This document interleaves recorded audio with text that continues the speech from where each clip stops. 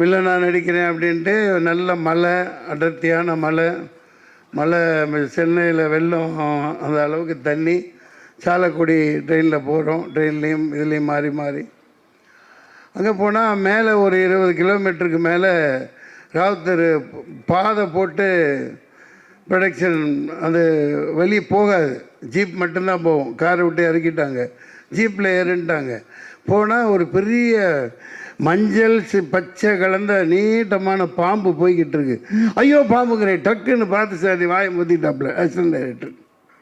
ஐயோ ஹீரோயினி ஓடி போயிரியா, நீ சத்தம் போடாத பேசாமல் வா. அந்த மாதிரி ரொம்ப ரிஸ்கான இடங்கள். அதுவும் இந்த ஒரு கதாநாயகி அப்போ போயிட்டாங்கன்னாங்க. இந்த ரம்யா கிருஷ்ணன் பாத்திரத்தில் நடிக்க இருந்தவங்க இப்போ மாதரசி